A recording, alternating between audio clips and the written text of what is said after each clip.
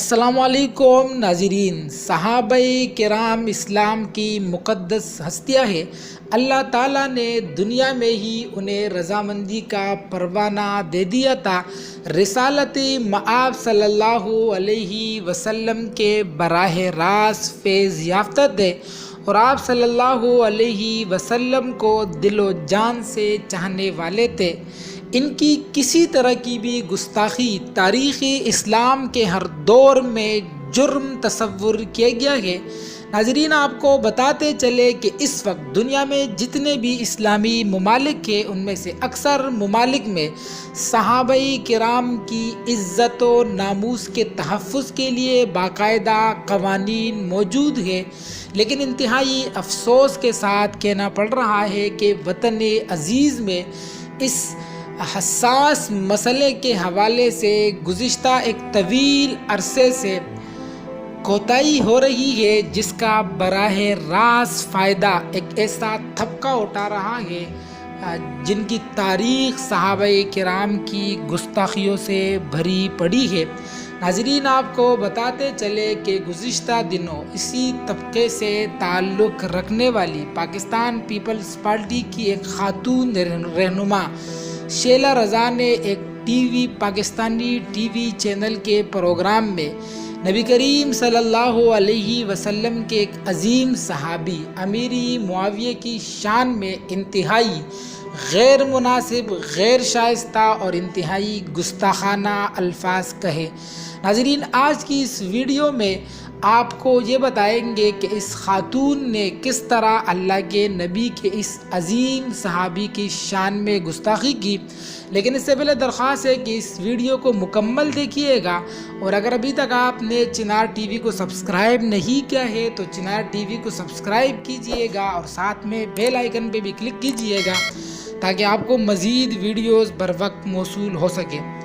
ناظرین، آپ کو بتاتے چلے کہ گزشتہ دنوں ایک پاکستانی ٹی وی چینل کے پروگرام میں شیلا رضا نامی خاتون، جن کا تعلق پاکستان پیپلز پارٹی سے ہے، یہ خاتون عمران خان پہ تنقید کر رہی تھی، اور اس کے آڑ میں انہوں نے نبی کریم صلی اللہ علیہ وسلم کے ایک عظیم صحابی اور لاکھوں کروڑوں مسلمانوں کے دلوں کے دھڑکن حضرت امیر معاویہ کی شان میں انتہائی غیر مناسب، غیر شائستہ اور انتہائی گستاخانہ الفاظ کہے۔ پہلی فرصت میں اور جو اس وقت پروگرام کرانے والے تھے جیو ٹی وی کے ایک اینکر ہے منیف فاروقی، وہ بار بار اس خاتون کو روک رہے تھے اور انہیں منع کر رہے تھے کہ میڈم برائے مہربانی آپ الفاظ کے چناؤ میں احتیاط کریں، لیکن یہ بدبخت خاتون اسی طرح ڈھٹائی کے ساتھ اور بےغیرتی کے ساتھ اپنی وہی الفاظ دوبارہ دہرا رہی تھی۔ صرف یہی انہوں نے بےغیرتی کا مظاہرہ نہیں کیا ہے، بلکہ اس کے بعد بجائے اپنے اس گستاخی پر معافی مانگنے کے، انہوں نے یہ اپنے اس برے عمل پر اور اس بری کرتوت پر یہ ڈٹ گئی، اور اس کے بعد یہ پھر اپنے اس حوالے سے وضاحتیں بھی دیتی رہی۔ ناظرین، یہ صرف ایک شیلا رضا نہیں ہے، بلکہ اس قبیل کے بہت سارے لوگ ہیں جنہیں نبی کریم صلی اللہ علیہ وسلم اسلام سے اور اسلام کی جو مقدس ہستیاں ہیں صحابہ کرام سے انہیں بغض ہے، دلی بغض ہے، تو وہ اپنے اس بغض کا اظہار اس طرح کے گندے الفاظ میں اور غیر شائستہ الفاظ میں کرتے ہیں۔ ناظرین، آپ کو بتاتے چلے کہ یہ مملکت خداداد، ہمارا یہ پیارا وطن اسلام کے نام پر وجود میں آیا ہے،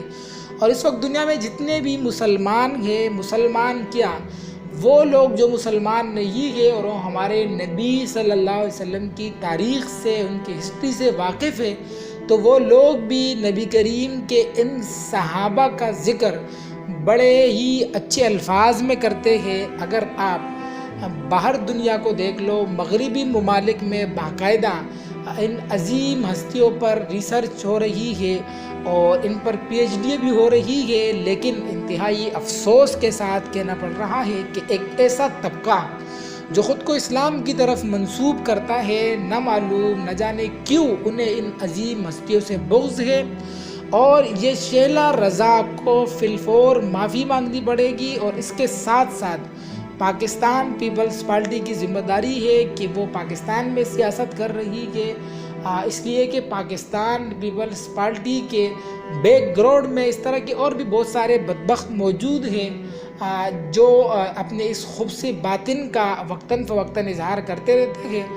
تو ایسے لوگوں کو پاکستان کی سیاست میں نہیں ہونا چاہیے، یہ تو اخلاق سے گرے ہوئے لوگ ہیں، اور پھر یہ پاکستان کے قومی اسمبلی تک بھی پہنچ جاتے ہیں، صوبائی اسمبلیوں تک بھی پہنچ جاتے ہیں، تو ایک بہت بڑا المیہ ہے۔